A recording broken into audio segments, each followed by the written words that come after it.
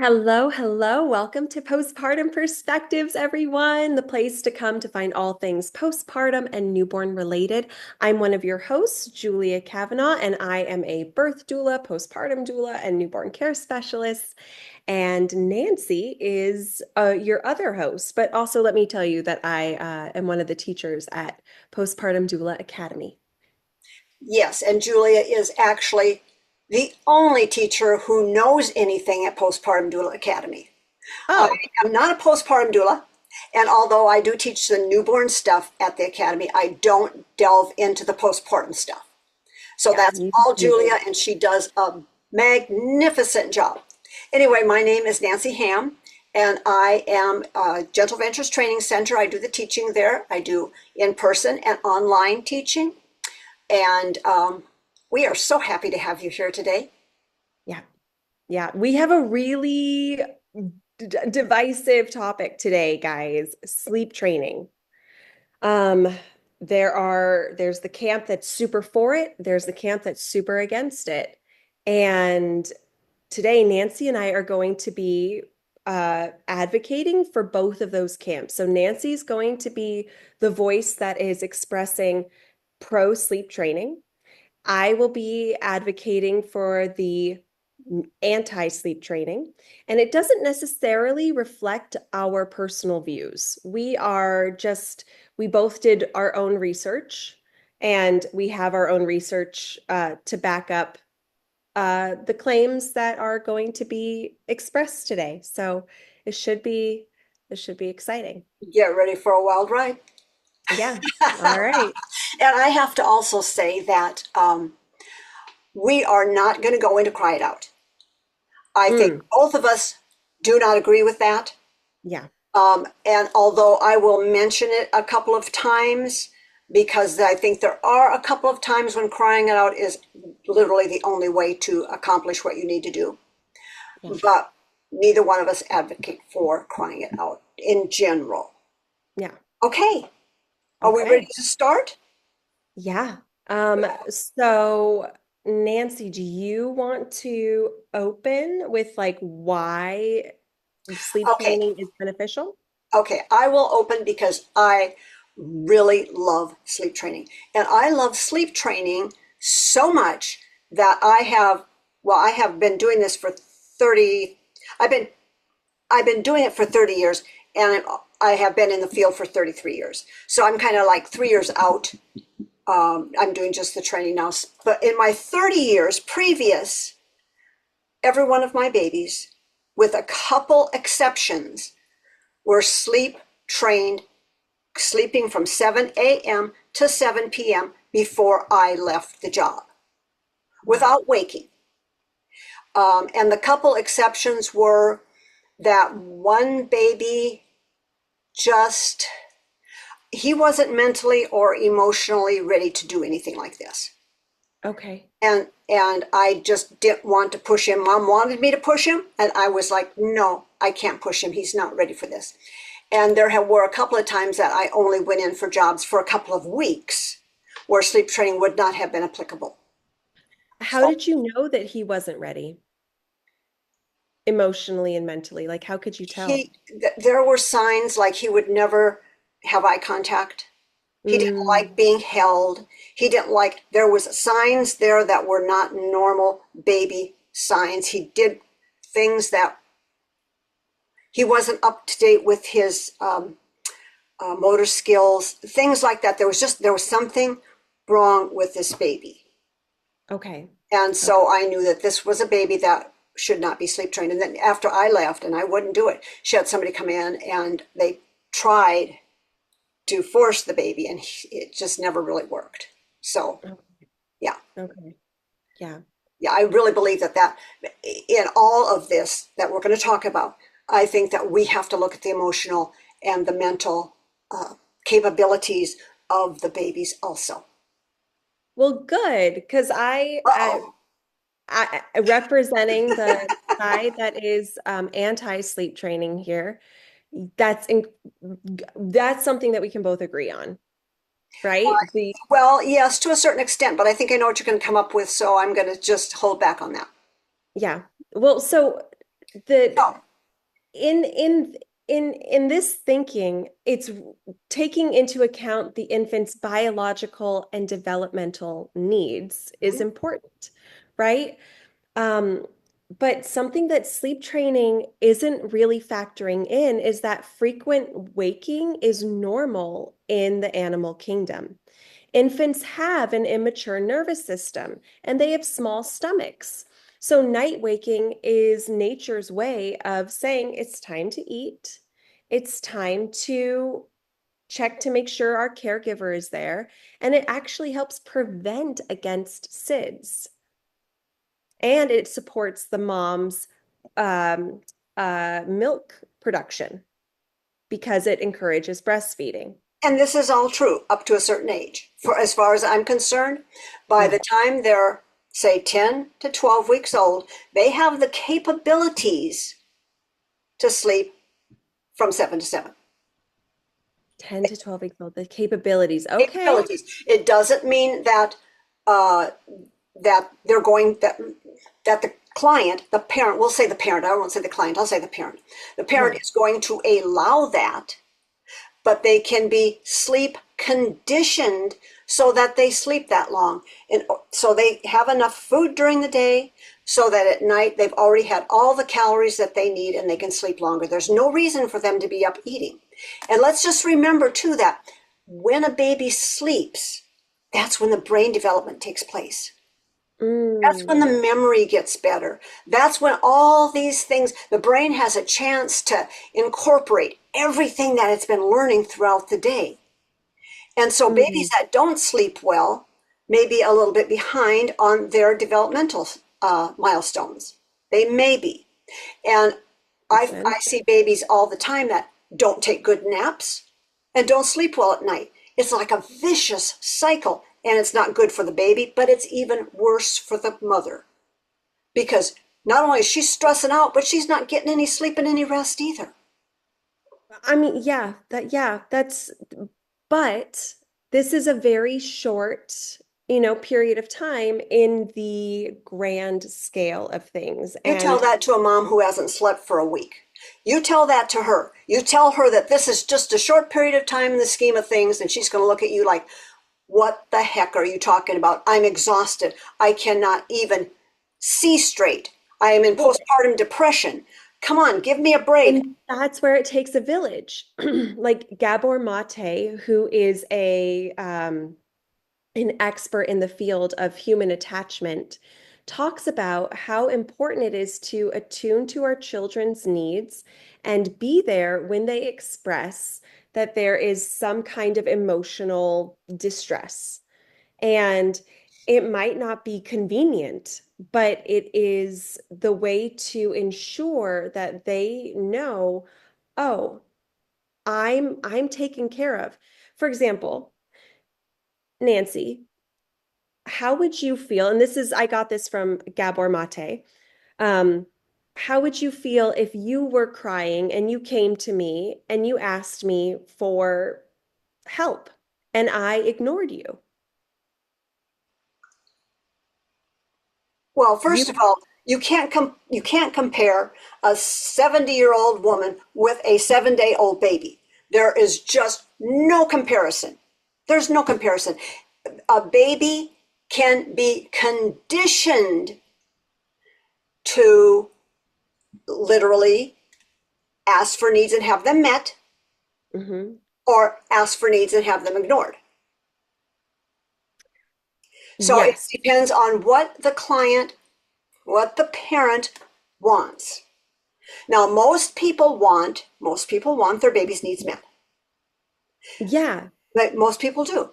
But they go too far because they don't allow the baby to meet any of their own needs. So instead of letting the baby self-soothe for a couple of minutes, they stick a pacifier in the baby's mouth. Pretty soon the baby is conditioned to know that when I open my mouth and go wham, I'm going to have something stuck in it. Well, and I think that that's where a misunderstanding comes between our two camps, because the camp I'm representing uh, wants the babies to know that their emotional needs matter and that if they need something, mom or dad or caregiver is going to be there. They're not being abandoned. They're not being abandoned. And babies can sense what abandonment is and what good care is. Most parents meet their baby's needs. Most parents meet their baby's needs. There are a few parents that are going to stick the baby in the back bedroom and say, do whatever you want, cry whatever you want. I'm not going to meet your need. I'm going to do my thing, and whenever I feel like coming to get you, I'll come to get you. Well, that's not what we're talking about at all. No, and that actually that became the way of uh, sleep training, that promotion of that type of handling our baby's sleep that way Mhm. became popular about 100 years ago when we wanted to instill this sense of independence early on. And it was thought that if we didn't, then our babies would be spoiled and that they would run the household. And how Um, many babies do run the household now? Oh my God. I cannot tell you how many consultations I went on that I had to say to the parents, so who is the boss in this house? And they'd always just look at each other and they'd look at me and they'd say, well, I guess the baby is. And I'm like, yeah, yeah, yeah. who's the boss in this And house? there's that. Like, yes, the baby is the boss in Dictating exactly what they want and getting it all the time. but isn't that what infants are supposed to do? No, In they're the supposed animal to, kingdom, they voice a need, mom meets it. Like you try telling an ape not to feed their baby, not to pick up their baby. but They're an, not, but an animal in the animal kingdom also shows the baby the road to grow up. When you're yes. meeting every need all the time, every time, with no exceptions, allowing the baby to demand feed, to set their own schedule, to do it, they're not teaching that And baby how to live in the real world. that is a good point. I like that you made that point because I have seen, you ever see those videos of like the little baby apes that are trying to breastfeed Mm-hmm. and the mom is like pushing them Push off? boy. Yep. It's like, that's done. I'm done. I mean, that's just like my puppy. I got a puppy when he was 12 weeks old, I think. Yeah, And the puppy came from my son's family, so we would visit them, and yeah. she continued to want a nurse off of her mom, and mom would be like, hell no, and she'd smack her away and she'd growl and snap at her. No, this is over, this is done. So So that's a good point. Gabor Mate does not bring that up. That like yeah, the moms also yes, the needs are being met and the parents are drawing boundaries when it's appropriate. boundaries are always appropriate, whether whether you've got a newborn or whether you've got a 16-year-old. You know that boundaries are so important. Yeah. And it Yeah. starts when they're little. I look at some of these babies that some of the ladies call me about, because I do all the mentoring, and it's like, can you imagine this child at 16? Because right now they're running the household. Mom is only doing what baby wants, and she's afraid that she's going to hurt the baby's feelings, and she's afraid she's going to. And I'm like, Well, it's not about the baby's feelings. It's it, about secure attachment through responsiveness, right? So this camp is afraid that if we ignore the cries, that it will undermine the infant's sense of safety and predictability, right? Like during the unless you're morning, real predictable, unless you do things on a schedule. Babies love schedules, very yeah. predictable. They know what's coming. So So you're that's saying, predictability. so you're saying to have, because you're not talking about cry it out and extinction, because those No. two camps, that's what this camp is really against. Mhm. This camp is really against Your ex camp is really against babies sleeping all through no, the night. no, we're not. We're not against babies Sure. sleeping. No, Through the no. night. Yes. The only stuff I could find was baby slept through the night equals 6 to 7 hours. 8 hours, I think, was the top. 6 to 8 hours. And I'm like, that's not sleeping through the night. That's sleeping half the night. They should be sleeping 12 hours a night. Every baby is different. That's true, but every baby I took care of slept 12 hours through the night. Every baby. But infants have immature nervous systems. So They do. if we're going to force longer stretches of sleep, that might conflict with their natural circadian development, which matures around 4 to 6 months, Right, but according to I've our never seen that TikTok happen. videos. Yeah. You're talking what scientific papers have written or whatever. I'm talking real life experience. I was there. I watched it. Yeah. I checked back in with parents. How's your baby doing? Do you notice any detachment? Do you notice anything different since we taught the baby to sleep all through the night? The only response I always got was the only thing that we notice is everybody in the house is able to sleep, and it's wonderful. Mm. Never any detachment, never any change of behavior, never. It's At least not what the parents are noticing. not that the parents are noticing, and who else is going to notice it? Well, I mean,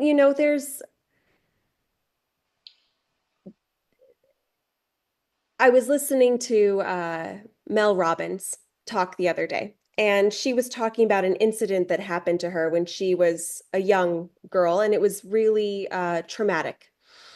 And she was talking to Gabor Mate, and he was going into this with her, and he said, "Well, what was traumatic about it?" And she was like, "Well, the event was really traumatic." And he's like, "Did you tell your parents?" And she said, "No." And he said, "Why didn't you tell your parents?" And she said, "Well, I guess I didn't feel safe to tell my parents." And he said, "That's where the trauma started because you didn't feel safe. At some point, your needs with your parents weren't met, so you didn't feel safe enough to tell them." And so you think that a 4 to 6 month old baby, or we could do it from 12 weeks to 6 months, Yeah. has the capability to voice an opinion to say, I don't feel safe here.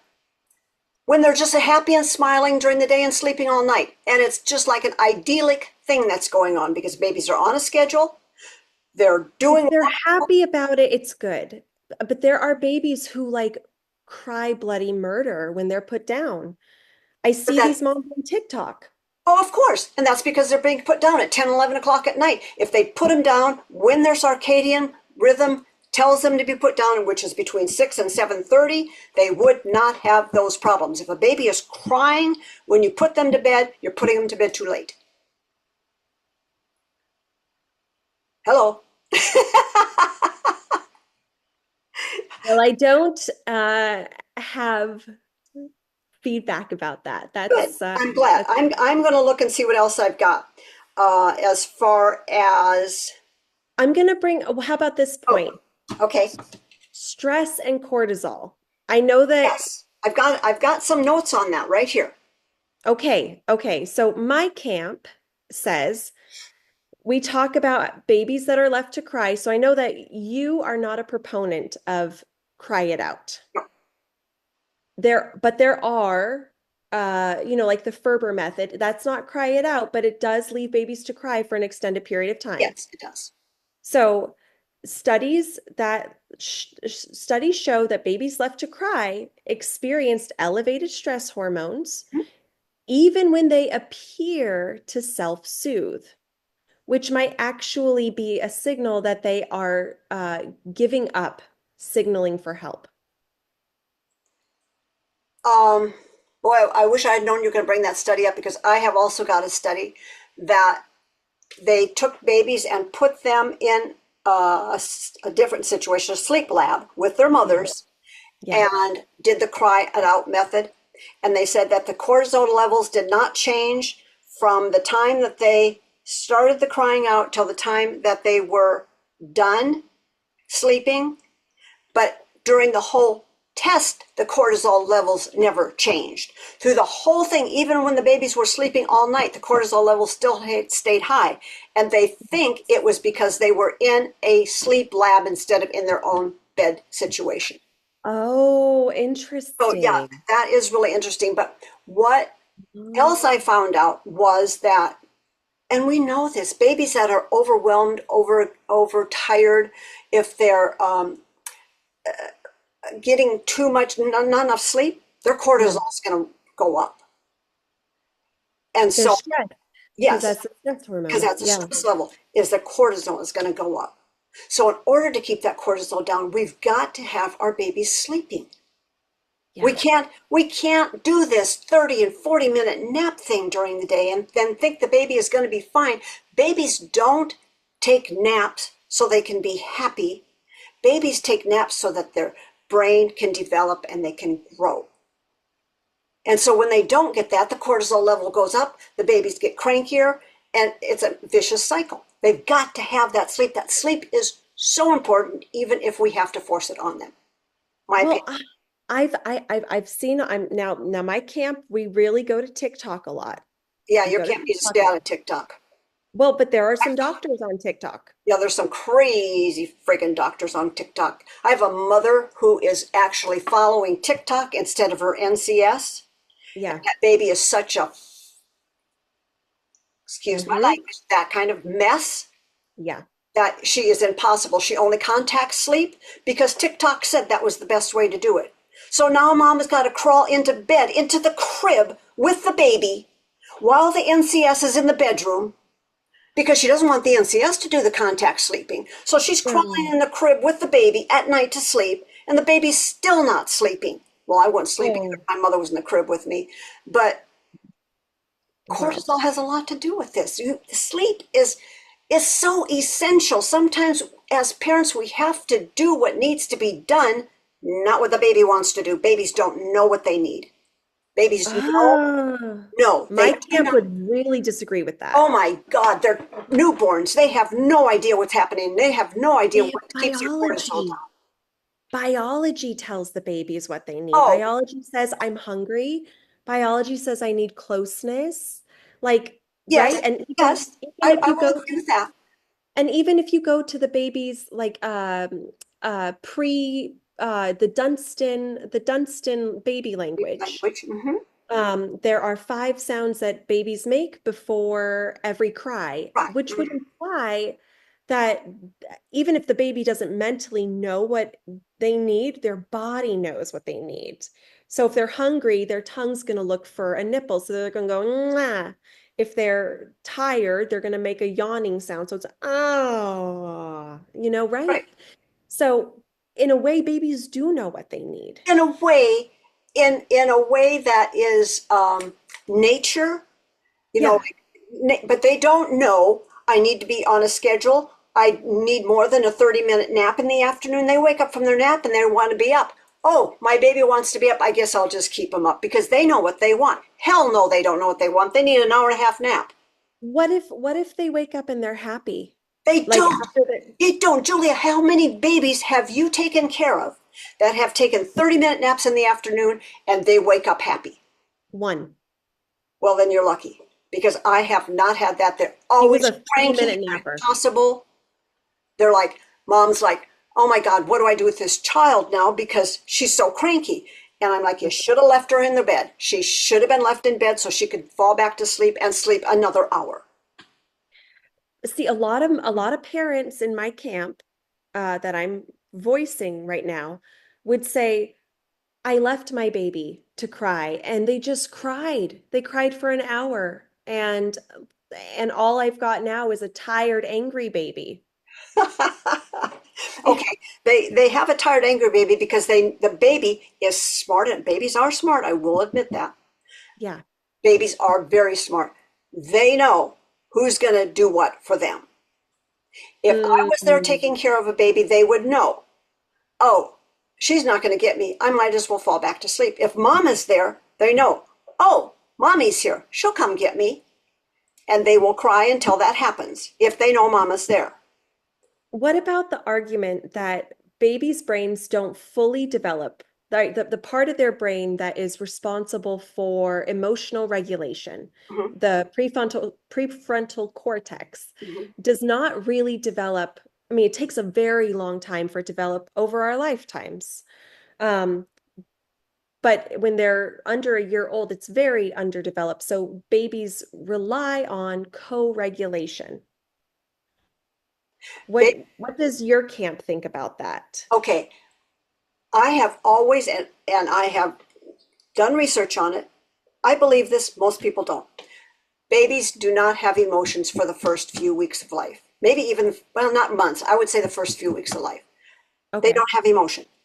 They are operating from their core needs of Yeah. hunger, sleepy, want to be held, things. They don't have emotions. So when mom, who is exhausted, Yeah. and the baby is fussing, and she thinks if I don't pick up my and love and nurture my baby's going to hate me. That is not even in the equation in the baby's head. The only thing in the I equation got in the that. baby's head is something is wrong. I need something. I don't know what it is, but I need Yeah. something. Yeah. But that regulation, right? Like they need their caregiver or their parent to give them that contact to know, like, okay, you're okay, so I'm okay. Mhm. Right? That's the To a certain co-regulation. to a certain extent, though, Julia, because every time a baby will be like, oh, mom picks him up, puts him on her chest. Baby's fine. Right. Right. Okay. My camp is not against giving babies a moment, Oh, but but most of your camp is. Most of your camp is responsive care, which means as soon yes. as the baby, as they're on top of it. They don't allow them the 3 to 5 minutes to fuss before they go in to get them, because God forbid that they should fall back to sleep and they wouldn't need them. Yes. Right. Well, we don't want the baby to fall back asleep and think that they were abandoned. Right. And they're not falling back to sleep for that reason. They're falling back to sleep because they've woken up, they have looked around and said, wonder what's going on. Let me just see if this works. Oh, it doesn't work. I'm tired. I'm going to go back to sleep.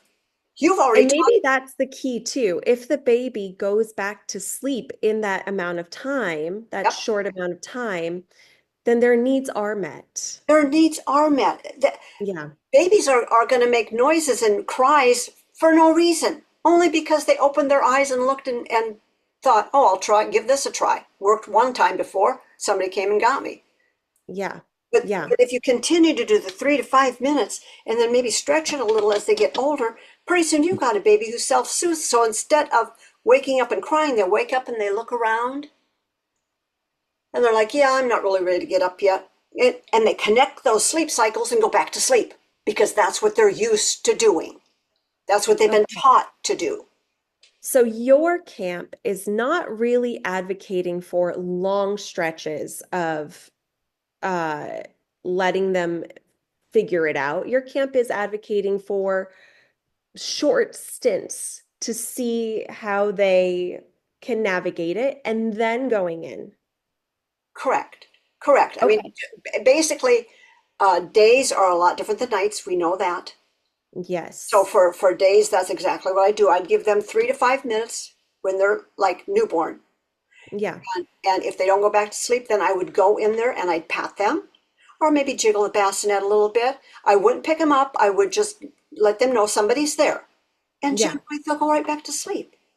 But Mm, what moms are doing is they're rushing and picking the baby up, thinking, oh, I've got to hold and snuggle my baby so they'll feel safe and secure when all the baby wants to do is go back to sleep. And by that time, they're awake. And mm, she has started this cycle with the baby mm. where Okay. there's no way that the baby can fuss for 3 to 5 minutes because that's not done in that household. And the Right. baby knows that. I'm So, going to throw in there, my camp yeah, believes that with emotional dysregulation, high stress in infancy, that it can affect the brain development in areas like the amygdala, which is the fear center, and the hippocampus, which are they're both linked to emotional regulation and memory. So that's what we're afraid of.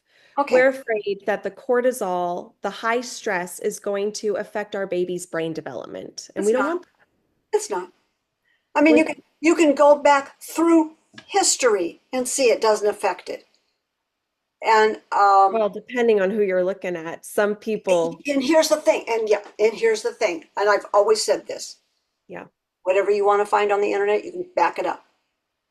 No matter what belief you have, you can back it up with all kinds of PhD papers and everything. So really, when it comes down to it, you as a parent have to decide Well, what. the studies do show that that high stress affects the amygdala and hippocampus. Like those are In studies. your Those are in your studies, scientific I could studies. come up with as many studies as you came up with that show it doesn't affect it at all. It makes no difference. And I can do that for you after we get off of here if you want me to. I would like you to do that. Yeah, My well, camp would like you to do that. okay. Yeah, But I also think that what I'm hearing and what you're saying, the type of high stress that my camp is worried about, it's not high. You guys are blowing it all out of proportion. It's not it's high stress for a baby to cry for a couple of minutes. That is not high stress. because you're talking about a couple of minutes. And Yeah, so we are talking about like the Ferber method, like 15 minutes. We're they talking know, about, but they either know at that end of that 15 minutes somebody is going to come in, yeah, or they're going to quit crying and fall to sleep, and then where it. they've given up hope and no one's ever Oh, good coming and they grief. can't trust mom and dad ever. Oh, good grief. And We then don't you want wake up, that. and then you wake up to a baby who never smiles again. Give it up. What, no matter what happens at night, if you let them cry all night long, they wake up with that big grin on their face and they're happy all day long.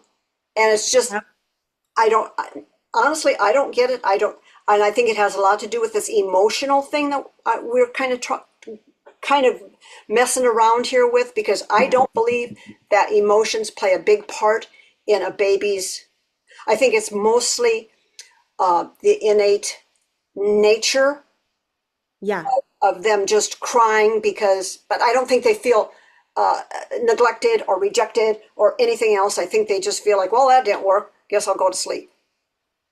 But I just, it's their only tool to signal their need is what my camp believes. So oh, you're crying crying is their only tool to signal their need.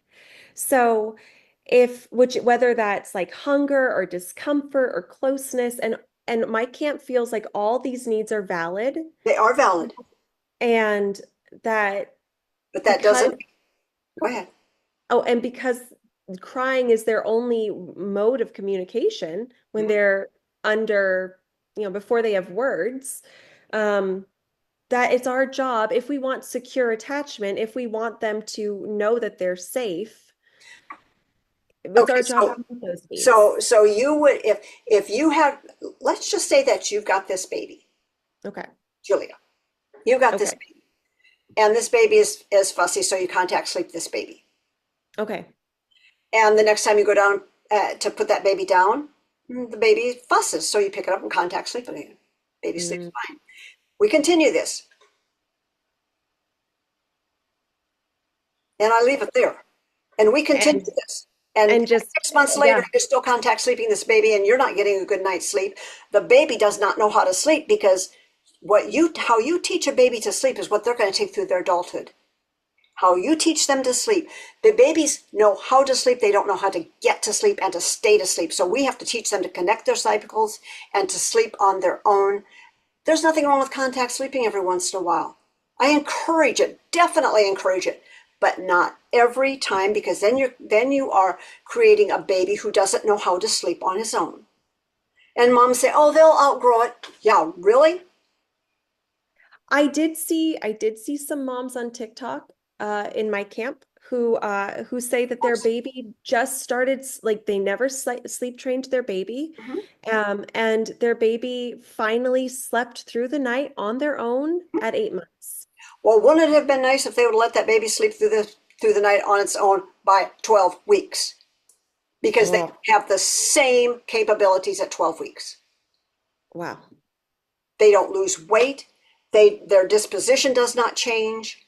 They just sleep all night, and mom and dad and all the family wakes up happy and healthy. And I'm gonna throw this one out there because okay, I this argument does support my camp. I did talk with a lactation consultant once, okay, and now for the listeners, every lactation consultant is a little different.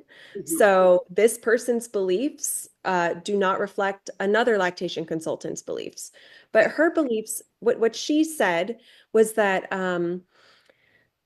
babies' tummies are so small that if we stretch them with milk so that they're overly full, that will make it harder for them to rouse at night, and that, So they'll sleep longer. well, she said that it increases the risk of SIDS, I have never seen anything that says that babies who sleep all night increase the risk of SIDS. that extending their stomachs with milk so that they're overly full, be We're past the not point where they extending would. it so they're overly full. You're just taking what their ounces are that they're supposed to get during the day and dividing it by the number of feeds they have during the day and not including the night.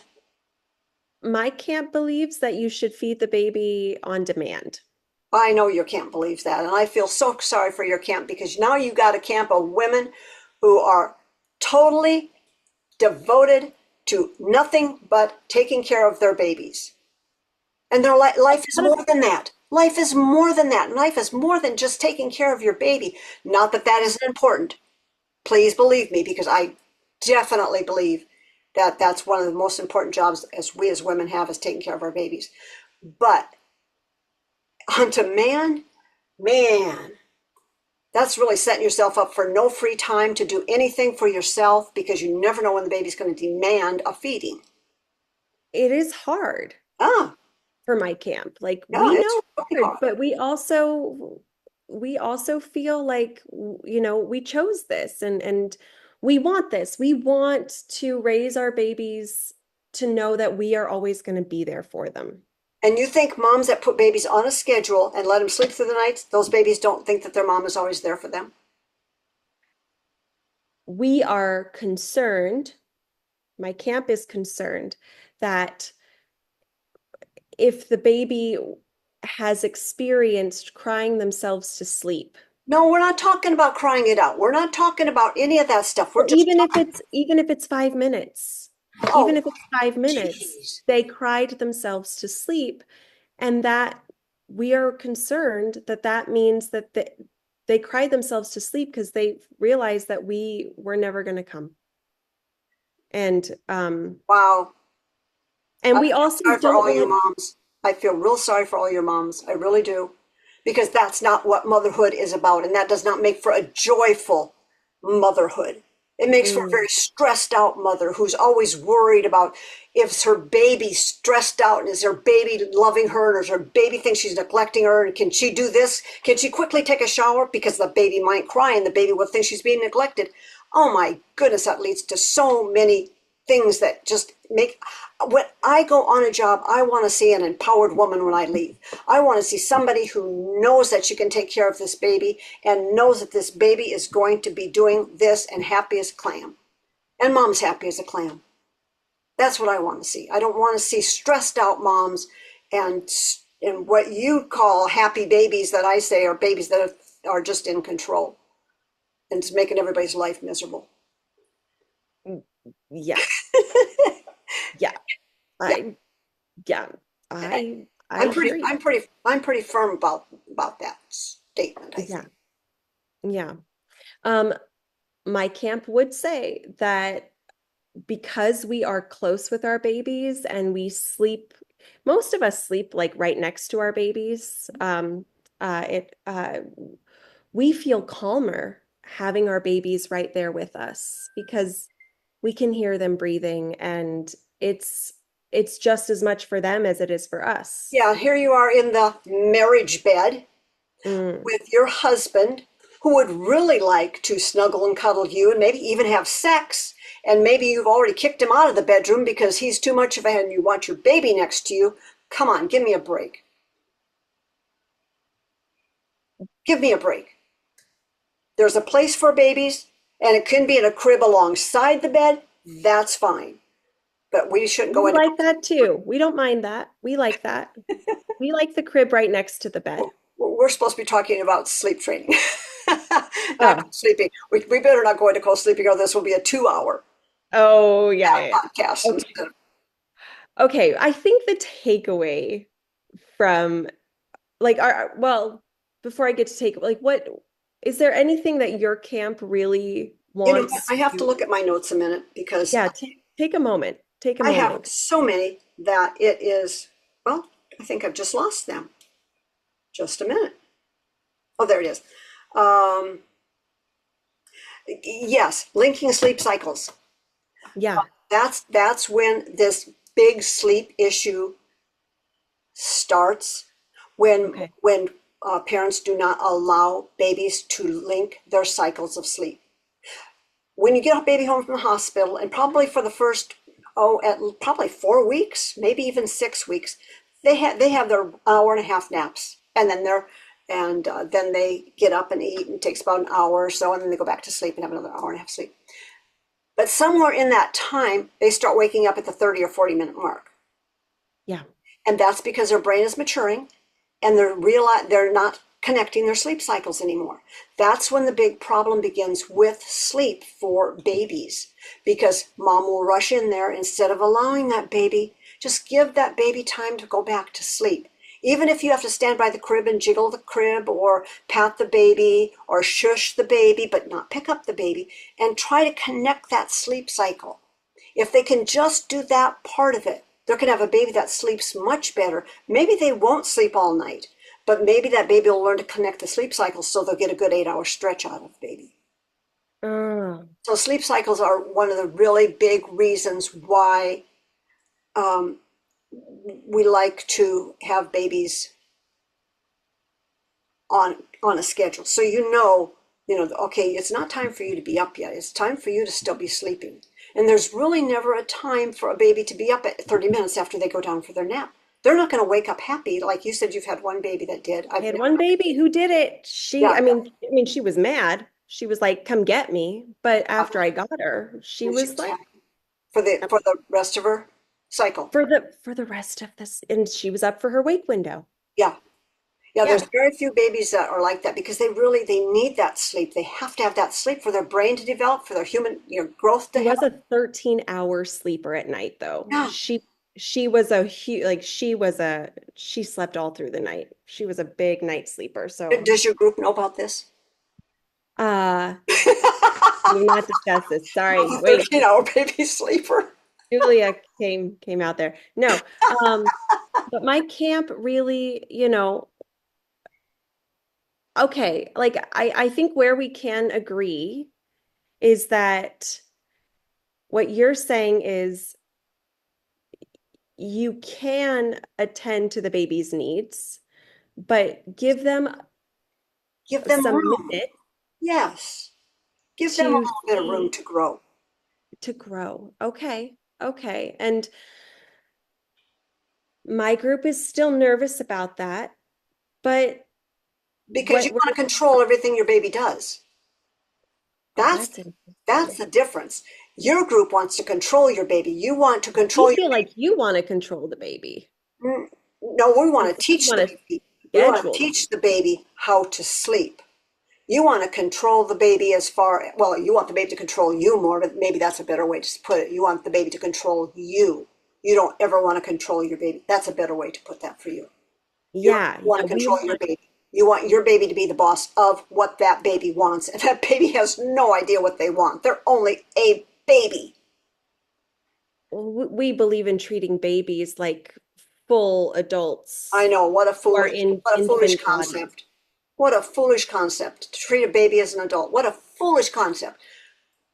Well, I like with the integrity of like they know what they want. They don't know what they want. They're babies. We disagree on this. Yes, they're babies. We disagree that that they don't know what they want. Um, but no, I think this was a very enlightening. It was very, very much so. And I will have to say that the most important thing is that your baby gets sleep. Yeah, I really don't care excuse my dog. I really don't care how you do it, but yeah, it's so important for a baby to have sleep. yeah. So important. for their brain development, for their physical growth, for their mental attitude, for their happiness, for their the joy that they need in their life. It's really important to have sleep, no matter if you are in Julia's camp or in my camp or somewhere in the middle. You choose where you want that to be. Yeah. Just don't let your baby be the boss of the household. It just doesn't work. Well, and I also want to throw out there, Nancy, that just as much as it's important for the baby to get sleep, it's important for the parents. And Absolutely. I know that my camp really does kind of put the parents on the back burner They do. while the baby is under a year old. Um, and for some parents, they can manage and make it through that. It's usually pretty difficult for It's very most. difficult. Yeah. So And there's no there's no shame in either way. Like if it works for you, yeah, fantastic. But if you need to guide your baby with sleeping so that you can also sleep, um, you're taking care of yourself, and that's so important. it's very important for you to take care of yourself. I agree. Helps prevent postpartum depression. Yes. Yes. And if you feel like you're going into postpartum depression, please acknowledge that Yeah. and find some way that you and your husband maybe can split nights up so that you can get the sleep that you need or Yeah. hire somebody to come in and help you. But Absolutely. yeah, it's very Yeah. important for you to take My care of camp yourself. would do that. We would do that. We would hire someone to come in and wake up with the baby. Yeah. Well, so would my camp. Yeah. So great. So Oh, we're we agreed. ended on a happy note. What do you know? Okay. Okay. If you have any thoughts or questions or want more about any certain topic, feel free to leave it in the comments below or directly message us. Okay. Um, please remember to like and subscribe. It helps people find us.